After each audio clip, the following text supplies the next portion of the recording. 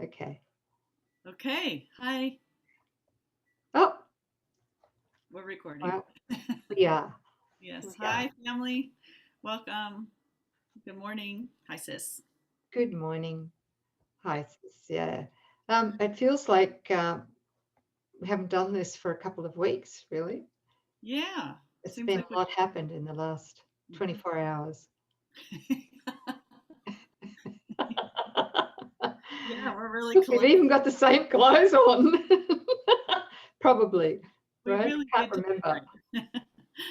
Yeah. Okay. Well, we're Yeah. on lesson 147, sis. We didn't even say good morning to our beautiful ACIM family. I did. Oh, did you? I Oh, yeah. did. Forgive me. Good morning. Okay. Hey, Yeah. What lesson are we on? 147. Are you sure? Yeah. I'm sure we did this. I'm No. playing with you, sis. Oh, God. Don't.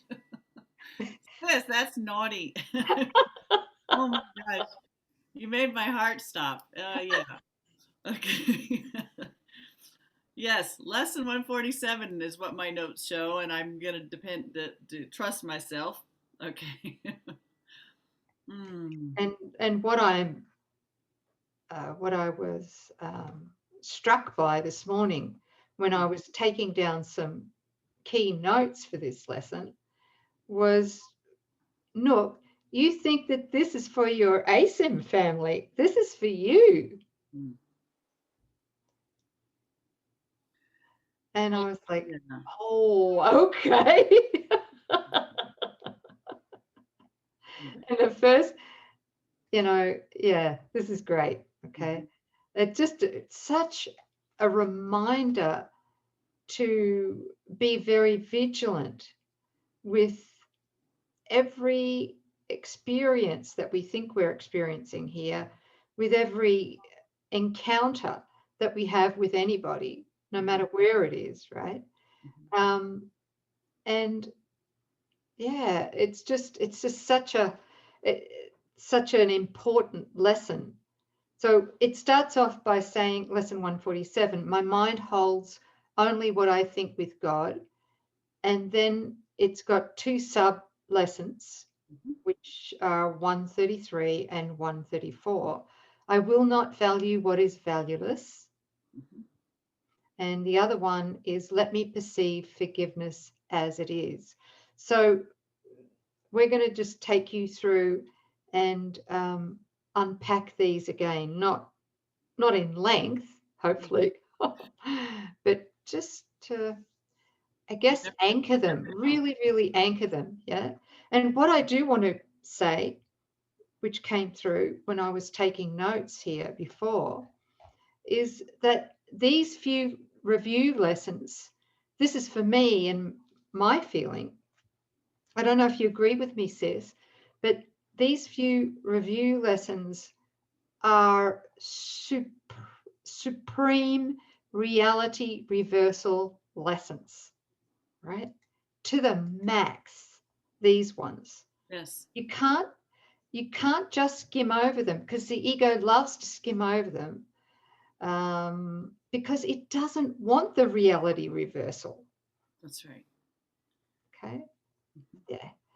So we're just taking our time with these. I've got a few little notes here. First thing is my mind holds only what I think with God. We've got this in all of these 10 review lessons, right? Which is a reminder that any thought I think that causes any upset for me, I can remember is not a thought of God. Mhm. And therefore I can say safely and surely Mhm. that if it's not a thought of God, it's not my thought. That's right. Yeah, There's the positive separation. yeah, yeah. Good. Okay, and then we go to hmm, I will not value what is valueless. Mm. I'm going to start with a quote here. You do not ask too much of life, but far too little. Can you resonate with that? Mm-hmm. Yeah. We ask far too little. When you let your mind be drawn to bodily concerns, which is all the stuff in the gap diagram, yeah, which is predicated on the ego's obsession with pride, the body, Mm-hmm. pleasure, seeking pleasure apart from God, Mm-hmm. right? Personal pleasure, and attack, Yes. which is judgment and sickness, pain, or loss, all of these things, conflict. So it says here, when you let your mind be drawn to bodily concerns, to things you buy, to eminence as valued by the world, you ask for sorrow, not for happiness. This course does not attempt to take from you the little that you have. Giggle, giggle, right? It does not try to substitute utopian ideas for satisfactions which the world contains. And I love this sentence, right? There are no satisfactions in the world. Right. There are none. That is something we've got to get, right, sis? Yes. Yeah. Okay. But we don't usually want to get that until we've maxed out on seeking stuff in the world, right? And then hitting wall after wall after wall. And then there's this massive disillusionment. Relationship may fail. We may get a very painful diagnosis or something like that. And our house of cards completely starts crumbling. And then we go, okay, I'm ready. Mm-hmm. Okay. So everything, I will not value what is valueless. The gap, positives and negatives requiring divine repurposing. Through the ego, we haven't got a clue what would make us supremely happy. We don't know what love is. We know what special love is, but we don't really know what love is, real love is. Yeah. So I guess it's really a heartfelt plea that comes from the heart, not the head, a heartfelt plea to ask Holy Spirit. It's not up to us to give up all the things that we seem to have valued in the gap, Mm-hmm. but it is up to us to come from the heart to give Holy Spirit all of what we have valued now that we're beginning to sense intellectually anyway that these things are harming us. They're not going to bring us any healing, and they're certainly not going to bring us to the divine experience, right, of union. Yeah. Okay. So we're giving them all to him to help us very gently, very organically, to repurpose everything. Yeah. All of it. Yes. Thank you, sis. And he'll do it for us. Yeah. The other thing that comes in here, I will not value what is valueless, is a real genuine desire to transcend self-interest. This is imperative. Otherwise, we cannot heal. We just can't heal. While we think it's about my private mind, my own separate body, my own story, we are not going to heal. It's not going to happen. So what I just wanted to say here is looking at all of our choices, because through the ego, we believe that in order to be happy, we need to bargain with our partners, with our children, with our colleagues. When we go to buy something, we end up bargaining. We're always bargaining. It's the ego that thinks that it's trying to bargain with somebody else, right? Mhm. Attempts to bargain, that's the basis for all our special relationships, attempts to bargain for what the false self or mythical me can get or rip off or, sorry, to rob. Yeah. If I can rob you of something, I get something greater, right? That's right. Well, that doesn't work. It's definitely going to end up with some major self-attack down the line, through sickness or something else. Just need to remind everyone about this. Yeah.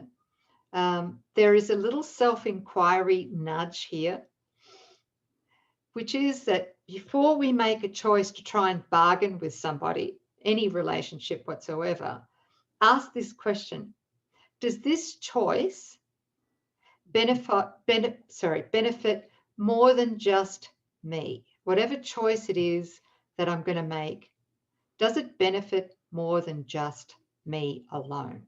Mhm. Does it help me transcend self-interests? Mhm. Now we're learning what is valuable. And we're also going to learn with Holy Spirit how to sort out the valuable from the valueless, which is part of our learning. Yeah. Okay. And just to cap that little review off, to say this: I will not value what is valuable, or what is valueless. I will not value what is valueless. I'm telling the ego to piss off right now. Okay. I will not value what is valueless, and only what has value do I seek. For only that do I desire to find. And really, really say it with all your heart and soul. Mhm. Remember, you're not going to lose anything of Right. value. Mhm. Did you want to say anything to that, sis?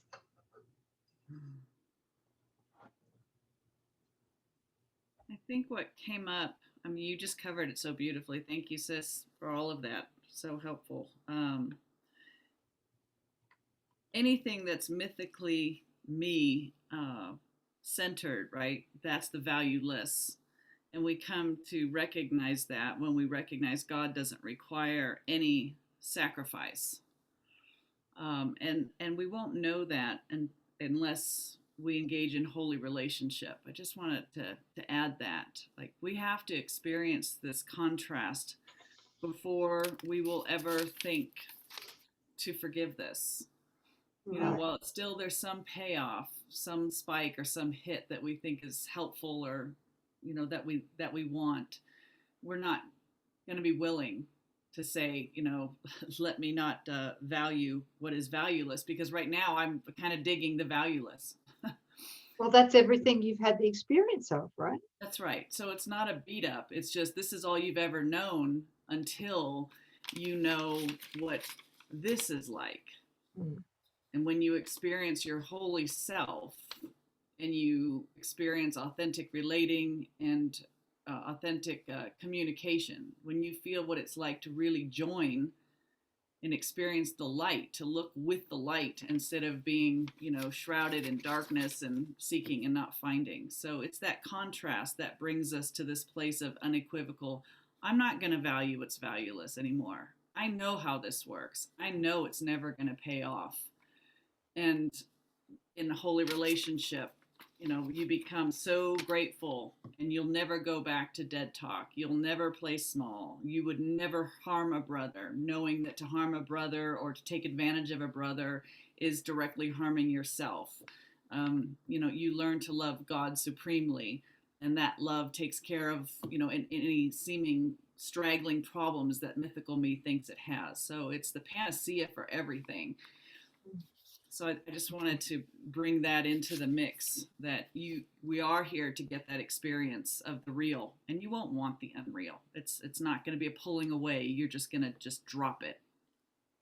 So it's just that this is beautiful. I love these dialogues because it brings on the felt state. I don't mind having notes here just to follow, etc., but it's very sterile for me just to read notes. I love the dialogue we have because Holy Spirit can enter that. Yeah. And what you've just said then is very, very valuable, because what actually happens in that contrast when we lower our defenses, ego defenses, and we do join with miracle buddies, right? Like in the TTC, what happens is that so many of the things in the gap, particularly the negative things, tend to fall away. Oh yeah. Because they're our fears. Yes. And we didn't realize that they're not personal, right? They're impersonal. All the shit in the gap, being potty mouth again, sorry. All of it is impersonal. But the privatized ego mind tends to think it's all me, and then it sets up guilt and it sets up shame and a story and all that sort of stuff, right? Right. And then when we join, really, really join, let the guard down, and we realize, my God, this is not my shit. This is the ego's stuff. Right. I'm innocent. I'm pure. You know, I'm loved. I'm so divinely supported. And there's immense trust and faith that it just comes to us when we join. And then the love, of course, is there. It's revealed once we let the fear go. Yes. Right? Yes. And that's why you cannot ever reach the place that Jesus is asking us to go to with the course, the end goal, with, by ourselves. We can't do it alone. We have to do it with at least one other, preferably more. And that's it. You just can't even think about doing this stuff alone.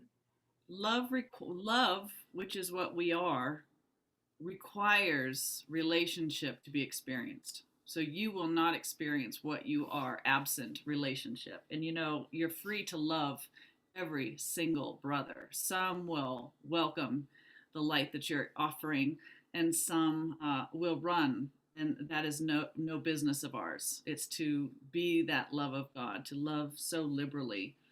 Can I just share a little download I got last night? I don't know why I want to share it right here, but it really dawned on me that at no time have I ever experienced a personal love. Like there's never been, every time love ever showed up through anyone, it was always God. So, and that's where Jesus says in here, maybe I'm getting off track, but I feel to share it. Just maybe you think there's this type of love for this from this one and another type of love for that one. But when you recognize that any time that love showed up, no matter who it was through, whether it's a child or a spouse or an employer or a best friend or a spiritual buddy, that's God. There's never been a personal kind of love. It's just God expressing. And when you start to recognize, anytime you see somebody and you see love in action, that's so holy, because that's the presence of God. And when you feel that spike of love and a desire to do good or to bless, you're just embodying God. God is all there is to you in that moment. And when you start flowing with God, right, the gap is ridiculous. It's just become so frivolous, so flimsy, so containing nothing, because you're in tune with your holiness. And the two, I don't know, guys. I strive for words at this point, but you really do lose nothing, and you receive everything as you're just seeing God everywhere. You just feel the love around you. So beautiful, sis. I can feel that.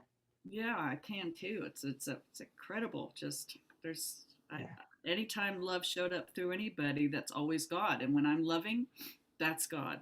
God is right where I am because I love you. I love you, you, and you, and you. Oh, it's so beautiful. So you don't lose anything of value. No. The burden is lifted,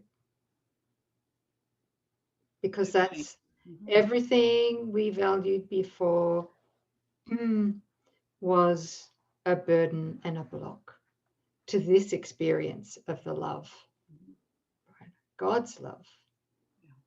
My mind holds only what I think with God. You know, a little bit, I know we're taking time. It's okay. I'm just saying, shut up to the ego in my head, saying, stop it, don't share it, right?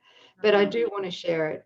Is that when I was doing my mind holds only what I think with God, really, really practicing that, which I've spoken about before. We also got a download which broke me down into tears, you know, good, happy tears, joyful tears. And that was that my mind holds only what I feel with God.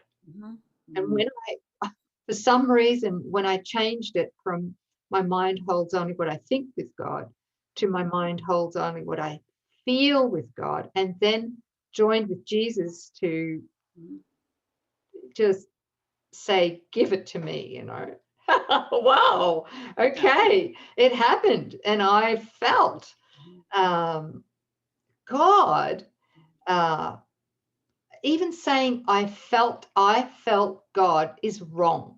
It's, Okay, because all there was God, and all there is now is God, you know, and we are of God as his most beloved treasure, most cherished treasure of all. I mean, you know, that love. Yes. So that's all that's happening. That's all that's happening. And feeling that, there's no room for anything else. It's just, that's what we are. So thought turns away from mythical me, and you start thinking in terms of, as I love, that's God expressing. As I hold those thoughts, which God is causing me to think or is sharing with me, that's the truth. That's the light is on. God is right here expressing the truth through this means. Yeah. Right? That's it. Oh, that's all that is occurring. That's the truth. And so Underneath, yeah. that is the truth, sis. No matter what's happening, you know, outside, no matter what the ego is seeing through its 5 physical senses, if we could come in and genuinely ask to see only for what is really here now, that is what we're going to feel. And that's being the light of the world, like in physical sense can say whatever it is, but you know different because you're drawing from the Father or God. What are you knowing? You know, speak your word. Let me feel what you're feeling. Let me see what you're seeing. Just that's what breaks up the illusion. So this is very timely. You know, our minds hold only what we think with God, and if that's not occurring, then nothing's occurring. And if God's love isn't being expressed through you, well, then nothing's happening at that moment. It's not good or bad. It's just that right where you are, it seems that there's just, we're mute. We're mute until we're willing to surrender and let God be our voice and our words and what we express. And the ego goes, that's annihilation. Yes, it is to the ego. And all of you comes forward in your freedom, in your dominion, in your perfection, in your satisfaction, your holiness, like where everything's done for you, you're just back in the flow. So what a great line of just, if it's not a God thought, it's not your thought. It's not a judgment thing. There's no guilt with that. It's just yes or no. It is or it isn't. And only one is real. It's so simple. And Jesus says it right throughout the course. It's so simple. The truth is so simple. Only the ego makes it complex. Right. To draw itself out, to perpetuate itself and time and space. Yeah. What to do about nothing. Yeah. Thank you, beautiful sister. You still have another one, sis. I know I have another one. I'm just taking a breather. Oh, good. Okay. I did remember I have another one. It's the Okay. first time in our reviews. As you can tell, I happen to be quite absent-minded at times. No. That's because there's real stuff That's it. in there. Right. Okay. So the second part of lesson 147, review lesson, guess what it is? Let me perceive forgiveness as it is, not what the ego has interpreted it as, right? Yeah. So Jesus says here, the major difficulty that you find in genuine forgiveness on your part is that you still believe you must forgive the truth and not illusions. Isn't that true? I mean, for 20 odd years, that's what I thought. As I shared with you before, embarrassing to the ego, but not to me, is that I tried to forgive my mother, I don't know how many hundreds of times. And I thought I was doing forgiveness. I thought I was really into it, you know. And I would forgive. I feel so good for a couple of days, and then I'd go visit her, and then bang, she'd say one thing that came from mythical me's past story of victimization, and then the anger and even sometimes the rage would just come back. I'm like, well, I forgave this. No, I didn't, because I believed that past abuse was real. I still believed it. It was too juicy to give that victim story up, right? Too juicy to the story of the mythical me. Yeah. Oh, yeah. One of its strongholds, right? Yeah. Yeah. So, so this is it. This is the ego's forgiveness. It's a belief that we must forgive someone or something that really did harm us, right? Or maybe it harmed others, and that it really did happen, that we were victimized or that others were victimized, and that this was totally unjustified. Yeah. So there's that belief, right? But Jesus does say in the Course that we cannot forgive something that we still believe right now is real. Yeah. We can't believe it, or can't forgive it, because we believe it, that it really did happen, right? So what's the difference between the ego's forgiveness and quantum forgiveness, which is the belief, which is the forgiveness that Jesus is teaching us in the Course? Let me perceive forgiveness as it is. Okay. So the difference is that we remember that obviously whatever it is that we perceive, it's got to be a projection coming from the ego filter, not from the Christ we are, but from the ego filter. So it's coming from my filter. I have desired it. I know that's a tough pill to swallow, but it couldn't happen to me unless I desired it.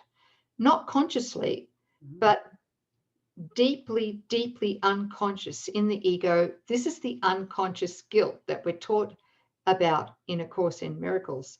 This is why forgiveness is the cure for all of our unconscious guilt, which is unconscious self-attack, right?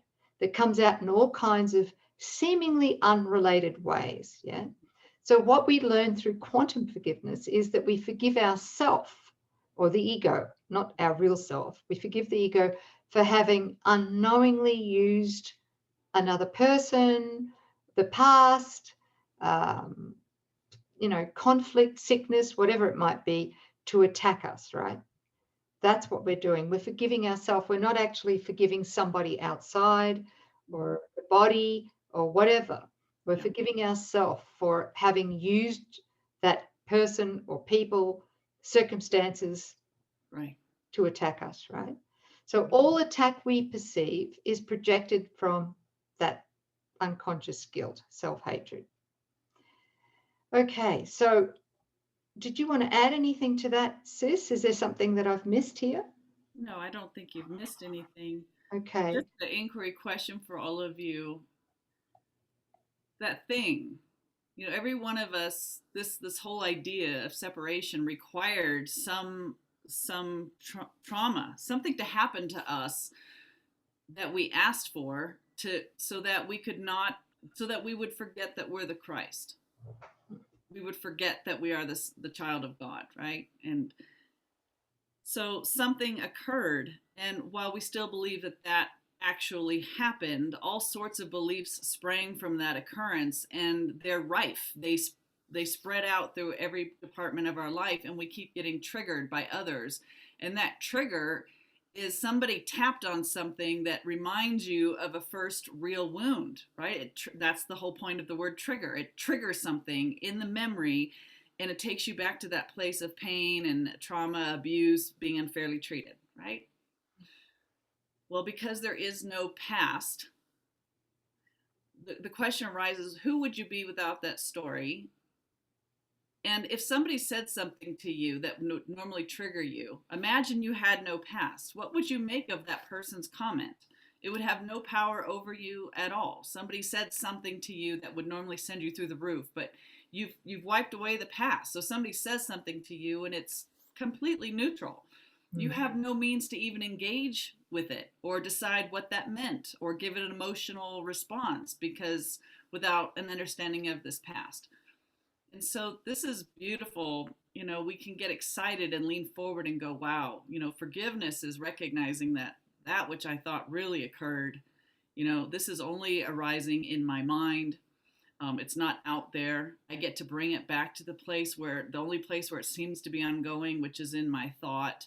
This is a power move. This is called accountability, but I'm taking it to the Holy Spirit. I'm not keeping it alive and well in some imagined past, but I'm going to bring it right here onto the inner altar to Holy Spirit and say, I'm done suffering. Thank you for being here. Just asking to receive as I hand this over to you, realizing that this is not happening in God. It's never actually occurred. I've been giving this memory all the life that it has for me, trying to keep mythical me self-justified, victimized, wounded, sick, whatever the story is. I'm ready to live. I'm ready to know my invulnerable innocence. So we hand that over to Holy Spirit. That is forgiveness. And you can feel the gratitude in that. I don't have to suffer from this any longer. I have control over this. That's the good news. This never actually happened to me. I'm never a victim. That's great news, not to the ego. Oh, yeah. But for us, this is brilliant news. Yeah. Just coming back, to what we are in truth. So what a difference. The world's forgiveness still crucifies the brother and still creates a division. I, in my holiness, forgive you, you poor bastard. Yeah. There's been no joining. That forgiveness only goes on here, and it kills. It kills. This is true forgiveness. It never occurred in God, so it can't have any effects. It never touched you. Never touched the one that you think did something to you. We can't accept atonement for just ourselves. Everybody is exonerated because everybody is only as God is seeing them, not as an ego tried to make them out to be. Wow. So beautiful. Thank you. Yeah. Yeah. Difference. Yep. Thank you. Yeah. Yeah. Very, very true. And just to, again, the quote, I have shared this a few times, but Jesus says this: forgiveness that is learned of me does not use fear to undo fear. I know I said it. No, it's so no, perfect. I've said it 3 times. That's all. Not 300. Okay. It needs to be said 300 times. Okay. Nor does it make real the unreal. Yeah. And then destroy it, which is what I used to do with my mother. Forgive her. How many hundreds of times? Past abuse. It was real to me. And then destroy it, right? Forgiveness through the Holy Spirit lies simply in looking beyond error from the beginning and thus keeping it unreal for you.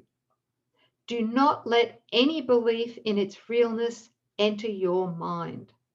or you will also believe that you must undo what you have made in order to be forgiven. That's it. That's that false responsibility. If it really happened, then you need to undo it, or you need to take steps to correct it. What would you have to do if it never happened? Oh, the ego's really pissed off right now. Wow, thank you, sis. That was tremendous unpacking of a quick, brief lesson. Boy, a review lesson. Really good. Yeah, thank you. Yeah, these ones are huge, like I said before. That's why they need to be anchored. We can't just, no blipping over them. Sail over them. Do a quick 5-minute lesson. Yeah. Yeah, let me perceive forgiveness as it is. All forgiveness is a gift to myself, right? Thank you. Thanks, everybody. Thanks for. Thank you, beautiful family. Yeah. We love your comments too. Thank you. Thanks. See you next time.